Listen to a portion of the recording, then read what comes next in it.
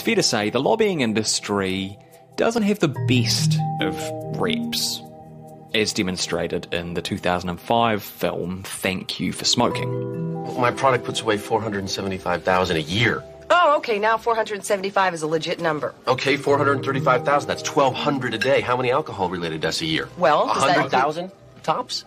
That's what, 270 a day? Wowie. 270 people, the tragedy. Excuse me if I don't exactly see terrorists getting excited about kidnapping anyone from the alcohol industry. And that's understandable. It's a murky old field, one the public doesn't know too much about. It's often associated with underhandedness and duplicity. But in a sense, it's a very old idea. There are people in our world who make decisions. Those decisions affect other people's lives. And lobbying is the practice of giving those decision makers information about what the impacts of their decisions might be. Often lobbyists can be really helpful. They can explain to you what is actually happening on the ground. And in many cases, politicians, they don't know what's happening on the ground. For 3 years, they're up there on the bridge. However, the lack of transparency around what lobbying is and how it works means it can be a problem when well-known people move into this sphere. And that's exactly what happened a couple of weeks ago.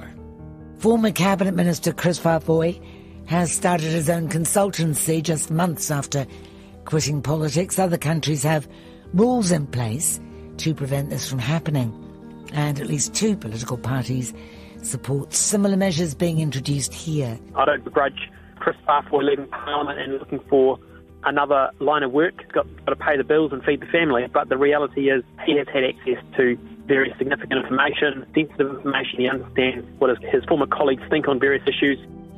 I'm Emil Donovan, and today on The Detail, what is lobbying? What rules do we have in Aotearoa? Why are so many people up in arms about Kris Faafoi's move? And what moves could we make that would improve public trust and confidence in this nebulous world? Holly Bennett is a lobbyist. She started her company, RFE, about 5 years ago after some time working in the Beehive.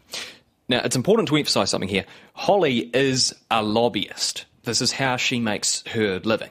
And Kris Faafoi's company is her competition. So, don't forget that. But she does have some really interesting insights into lobbying and how it works and ideas that she reckons could boost public trust in this area.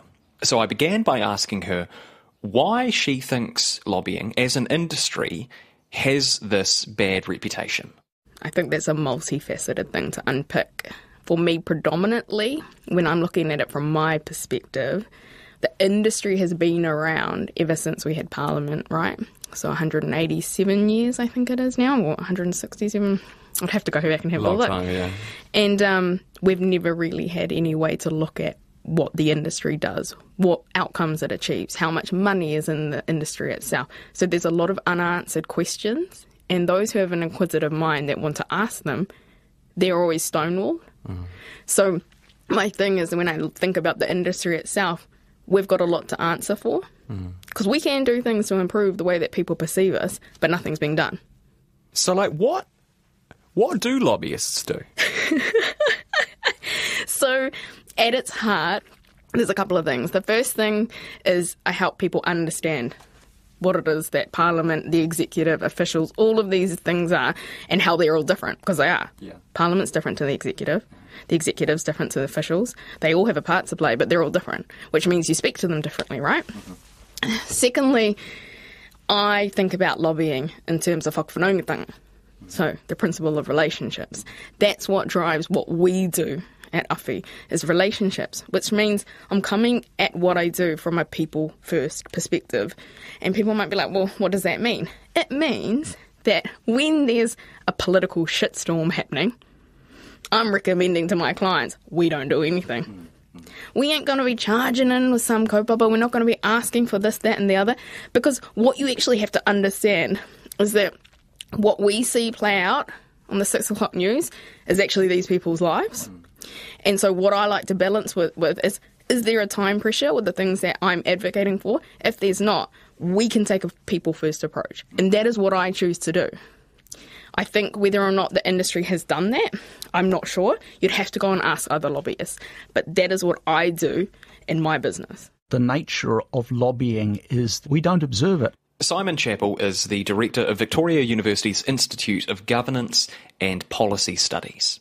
In fact, the better the lobbying is, the less we are likely to observe it. One is kind of making suppositions on pretty limited information, and on one level, lobbying is part of engagement with the political system. And, you know, if I bump into my local MP at the school fair and start bending his or her ear about, you know, whatever the issue of the day is, Three Waters, if I have a strong opinion on it, am I lobbying my local MP? So there are a wide variety, I guess, of forms of lobbying, some of which are accessible to the ordinary New Zealander, most of which aren't accessible and aren't observed by the ordinary New Zealander. Someone who has to make decisions has a big responsibility, and they want to hear different perspectives so that they can make the right decision. And I suppose in the most generous light, that's what lobbying is, right? It's giving people information so that they can make decisions. Correct, but the thing I'll point out on what you just said is making the correct decision. That's a matter of perspective. And then also what it comes down to is this is what lots of people are uncomfortable with. Sometimes the deepest pockets have the ability to buy the best advice, then to influence making that decision. Doesn't mean it's the correct decision, but it means that our leaders are making that decision. Now, I always contrast that with the view of you could say something to every single politician under the sun. Doesn't mean they're going to agree with you, right? And that's their job. But when I think about that, is that this industry should not be something that those who can write the biggest check gets the best advice. That is my problem with this industry. Things like persuasiveness, charm, clubbability are factors which are highly likely to be behind successful lobbying, because there are these two things going on, the information provision and the persuasion, the narrative, the story about why the decision maker should be making decisions which the lobbyer wants the decision maker to make. And if we come to Kris Faafoi, I mean, you know, I don't know Minister Faafoi, but obviously I've, you know, read about him in the media, and he seems a very, generally agreed to be a lovely and charming man, exactly the qualities you would, would be part of being, not the only dimension of, but part of being a successful lobbyist.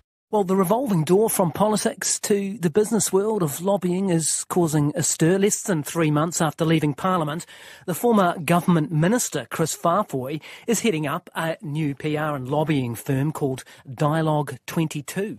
What did you think when you read about the Kris Faafoi stuff? My initial reaction was great. More competition in the industry. That's a good thing. In the world of journalism and media, it was greeted with a mixture, I think, of shock and amazement, and a lot of people thinking, that's not legit. It's not legit for a cabinet minister to be setting up a business offering lobbying advice on how to lobby politicians 3 months after stepping down from that position. Well, I mean, the irony is it is legit. Like, you can do it. So that's actually the wrong way to contextualise it. The question actually is, should it be able to be like that? Is it appropriate?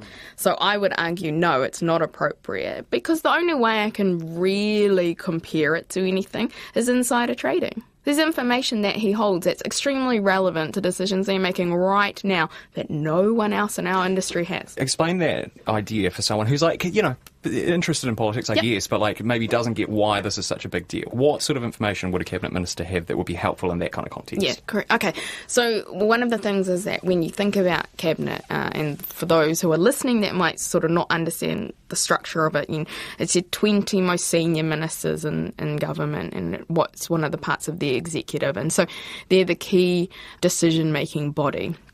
And so the chair of the cabinet is the Prime Minister. And so what they do is they meet every Monday to talk about, decisions that they're making as a government.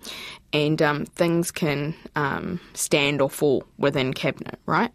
And so what one expects when ministers go to the cabinet table is that they're well briefed, they've thought about the things that they want to raise, the papers that they're presenting to their colleagues around the cabinet table are well thought out, got good, robust policy. And so what it means is that for decisions that the government is making, and remember, government has the ability to stop and start industries. And so that's why it's so important, because the economy at scale can be changed by the decisions that a government makes.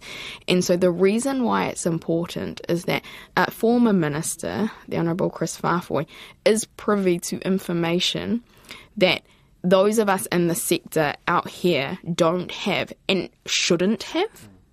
Because what it means is that then you're able to, if you know something that other people do not, you're giving them an unfair advantage. Then they have the ability to make better, and I mean better in terms of fiscal return sense, better decisions for that business that other businesses don't have. I mean, when the Prime Minister was interviewed about this on Morning Report, she said, every New Zealander knows our intentions and policies via our manifesto. We're really come on. Are you really making a comparison between a member of the public and a cabinet minister? No, I'm actually trying to answer your question, but you're not pausing long enough. You call him BS on that? It's ridiculous. I mean, that's an untenable position. There are things that I knew as a political advisor, somebody who could not sit around that cabinet table, that I knew that the general public did not know. You set up your lobbying firm after working at the Beehive. Correct. How's your situation different? Oh, no, so okay, great partai. It's not really different at all. And so the argument is whether people like me as well should be able to go and do that. The reason why no one was interested in me is because I wasn't a minister, I was like middle tier advisor, wasn't particularly, noteworthy. And so no one sort of gave me a second notice, which is fine. But what I would say is, the discussion for us now is whether or not we think that's appropriate. And I would argue it's entirely inappropriate. I shouldn't have been able to do that. My initial reaction is a little bit of shock that that shift would be so blatant. I guess surprise that we still don't have some basic cool-down protections that most other developed Westminster and democratic systems have. We have very weak protections, though, compared to most countries, don't we? I mean, many Western democracies have a cooling-off period. You're simply not allowed to do what Kris Faafoi has done and not allowed to do what your own Chief of Staff, Gordon John Thompson, did. It's an 18-month call-off period in Australia, right? But in here, I would argue, but also you can see in Australia, they don't have the same rules we do about whether you can draw sources of income while you're an MP. So I'm not sure that I would make a direct comparison there. That prevent the sort of revolving door that we've seen on several dimensions in, the last decade or so, where someone who was a lobbyist went into the Prime Minister's office. Gordon John Thompson, he came in as the Chief of Staff for about 4 months over summer to help Jacinda Ardern set up the government. Meanwhile, he is a lobbyist and he owns a lobbying company. He's a director of that lobbying company. And in this case, someone coming out of cabinet very, very quickly, leveraging that for private post-parliament advantage. All of these things establish precedents and they establish precedents across the political spectrum. And once a norm like this becomes established, it becomes quite hard to dig oneself out of. And unfortunately, this is a very strong norm now that's being established that this is acceptable behaviour. And, my understanding is that his move has been, endorsed by the Prime Minister as a legitimate thing to do, which is extremely unfortunate. Are there any regulations at the moment around lobbying in New Zealand, any industry standards or limitations or guidelines or anything like that, or is this really the Wild West? It's pretty much the Wild West. We unlike many other Western democracies, we have virtually no self-regulation and no external regulation. I mean, we're talking a very small industry here, but also a very important industry. It's shown absolutely no sign of self-regulation, and my guess is that's partly because it's such an amorphously defined industry, and many people who are doing lobbying will be doing other activities in addition to lobbying. PR would be the standard thing, or offering legal services that people engage in. So, yeah, it is. It is completely unregulated and largely invisible.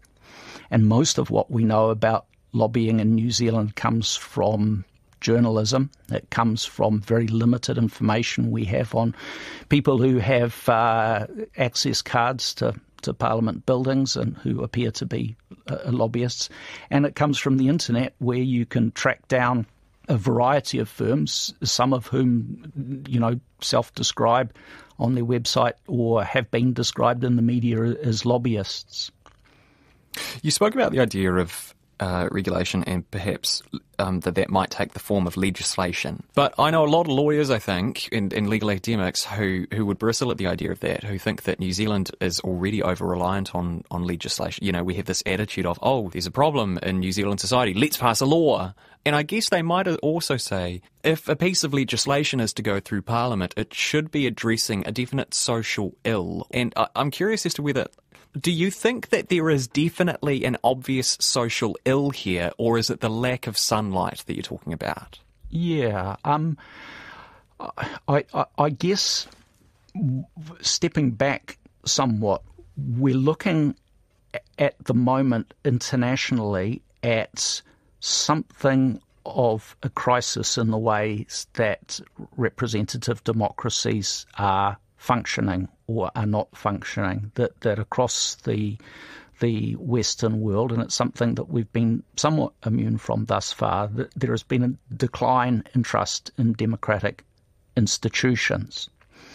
If we think of lobbying as a dimension where boundaries can be blurred between legitimate and potentially self-interested or pocket-filling behaviour, that's one dimension. If we're concerned with the overall health of our democracy, and as I say, largely speaking, we've managed thus far to largely isolate ourselves from those international trends, we need to be looking at all of those potential things that can undermine our democracy and start thinking now about how we can protect that trust and enhance that trust. And in that context, lobbying is something I think we need to look seriously at. We should be demanding the highest standards from the most powerful people in the country, and cabinet ministers are up there amongst the most powerful people in the country. That there's a real demonstration effect here. That said, yeah, it is absolutely true. We pass too much legislation too fast in New Zealand, but that's an entirely separate and much broader issue. We were talking about the lack of regulation before. Yeah. Is this an industry that's ripe for more regulation, do you think? I always hate this idea that the first thing that we need to rush to is regulation. Because then what you're saying is that you've got no faith in the industry itself to sort itself out. One of the things that I would like to see first, before regulation, so before we use a legislative structure to sort of say, this is what we're looking at, is to get some industry-led stuff. Now, I've got a couple of ideas. So there's three that I think, and I'm not sure we need all three, but I like to have options. So the first one is a code of conduct. I think that's important. The second one is a register. And then the third, which is probably more at the pointy end, but it's something I'm quite interested in, is in essence like an oversight body, similar to the New Zealand Media Council. And the reason why I look to the New Zealand Media Council is because there is an inherent tension between the fourth estate and politics, right? And that's a balance that always has to be maintained, because otherwise how are you going to get accountability? And so when I think about the New Zealand Media Council, I think what it does is actually quite robust.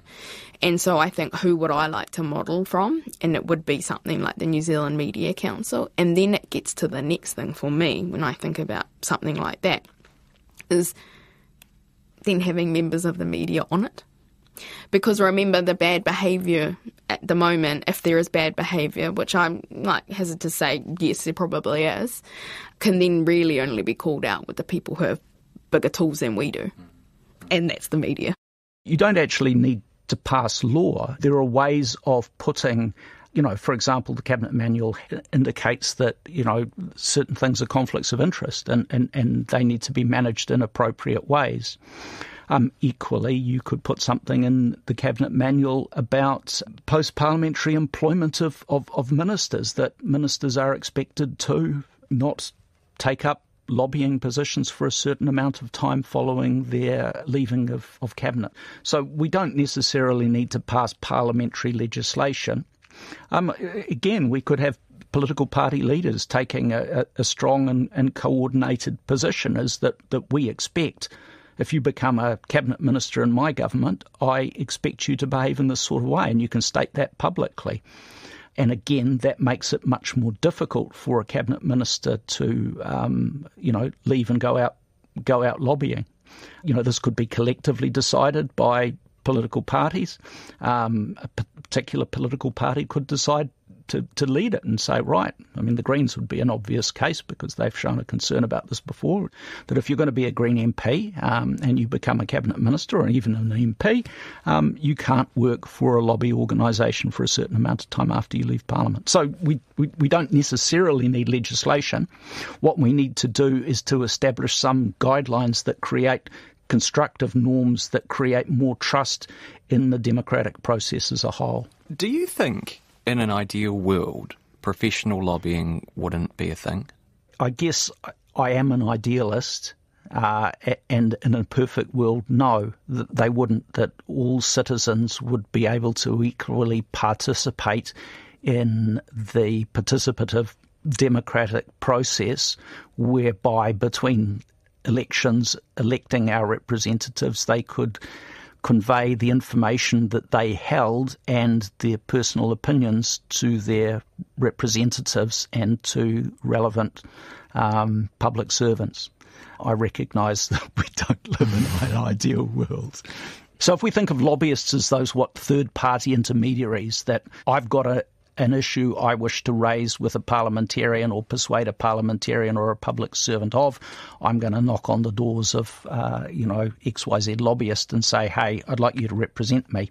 Basically, most citizens and residents of New Zealand don't have the resources to do that, and that creates a fundamental inequity in a democratic system, which is part of that clash in a money-driven society between the kind of the ideal that we have of one person, one vote, and then the actuality, which is, well, yes, everyone's got a vote, well, not everyone, but a good chunk of the population, but they don't have equal resources and access.